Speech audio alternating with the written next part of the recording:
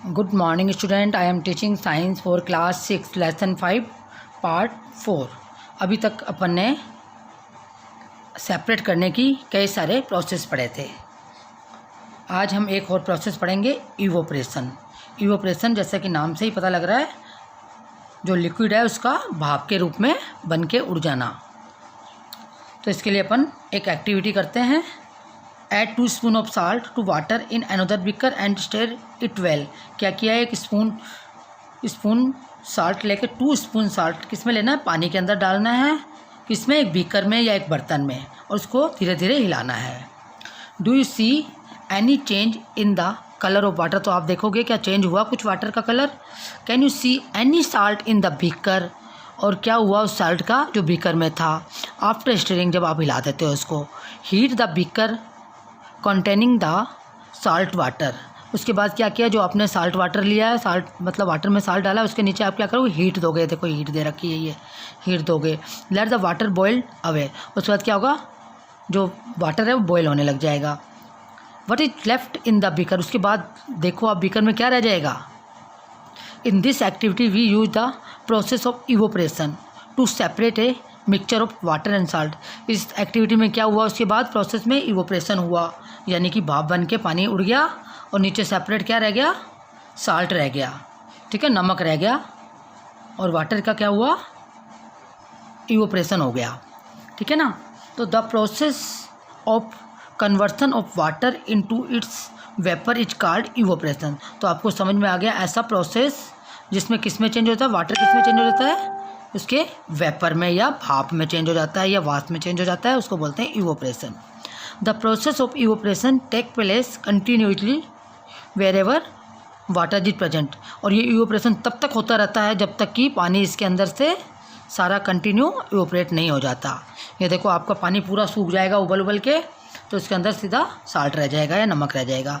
The process of conversion of water into vapour is called evaporation. तो आपको समझ में आ गया क्या है कन्वर्सन, चेंज होना वाटर का वेपर में, भाप में चेंज होना इवोपरेशन कहलाता है। The process of evaporation take place continues wherever water is present. ये इवोपरेशन क्या कंटिन्यू होता रहता है, जैसा कि मैंने अभी पहले भी बताया आपको, ये कंटिन्यू चेंज होता रहता है और सारा पानी उड़ जाता है या भाप बन जाता है। Where do you think salt comes from. तो फिर क्या होता है, क्या हुआ फिर उसमें, क्या सोचते हो आप इसके बारे में। साल्ट कम फ्रॉम, इसके अंदर साल्ट रह गया, आपने देखा होगा नमक नमक रह जाता है उसके अंदर। इसी तरह से sea water contain many salts mixed in it.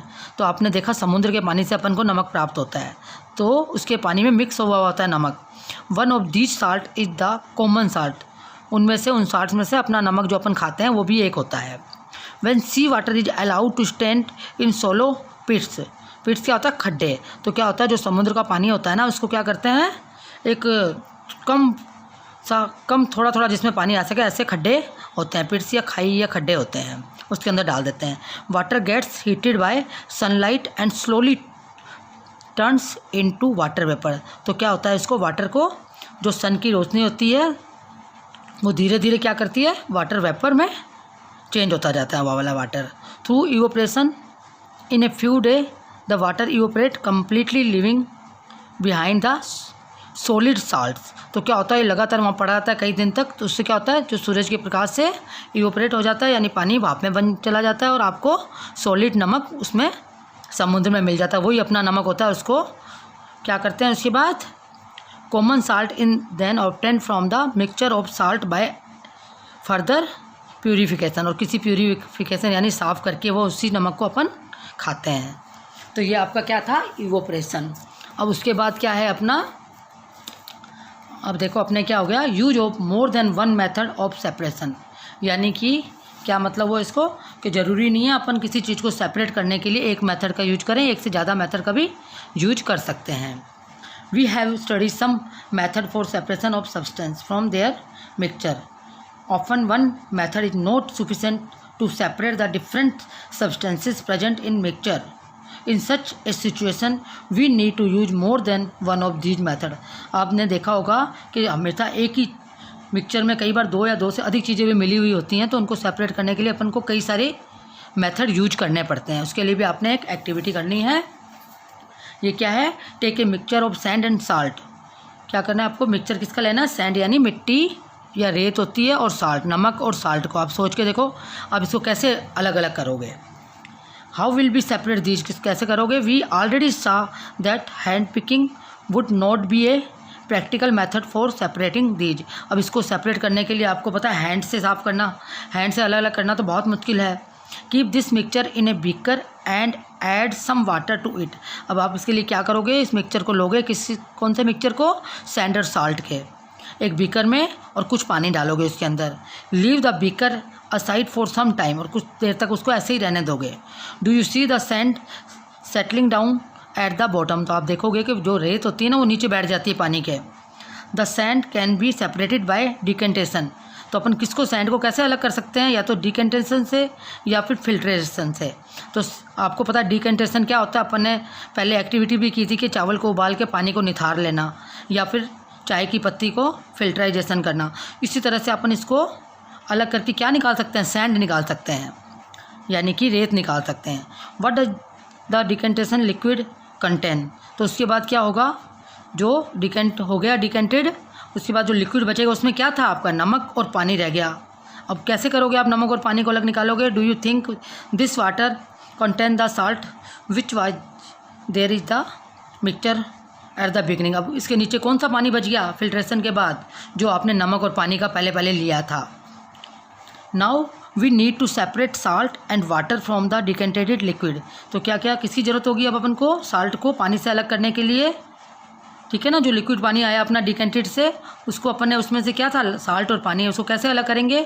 Transfer this liquid to a kettle and close its lid, क्या किया इसने, एक ट्रांसफ़र इस लिक्विड को किस में किया, केटल, एक कैतली लेकर उसके अंदर ढक्कन बंद वाले कैतली को लिया है उसने, उसके अंदर डाला है पानी।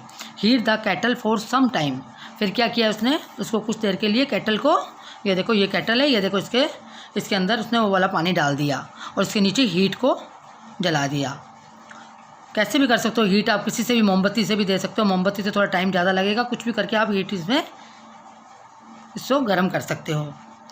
Do you notice steam coming out from the spit, spit क्या होता है, इसकी टूटी जो होती है ना, इसी कैंडल की, ये टूटी केटल की, उसमें से देखो ये धुआं निकलने या स्टीम निकलने लग गया आपका।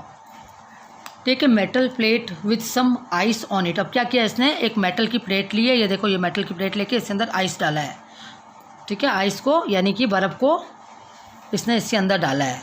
तो क्या होगा इसके अंदर, वट डू यू ऑब्जर्व, तो आपने क्या देखा, let all the water in the kettle boil off, जो वाटर था केटल के अंदर वो सारा बॉयल हो रहा है, बॉयल होके क्या बन रहा है इसका, देखो भाप बन रही है। When the steam comes in contact with the metal plate cooled with ice, अब क्या होगा, जब स्टीम निकलेगी इसमें से तो ये क्या होगा, ये ठंडे में जाएगी, ये देखो ठंडे में जा रही है इसमें। तो क्या होगा आपका, the water drop that you observe falling from the plate, जब आप ऊपर करोगे तो यहाँ से क्या पानी की बूंदें निकलनी चालू हो जाएंगी, आपने देखा होगा।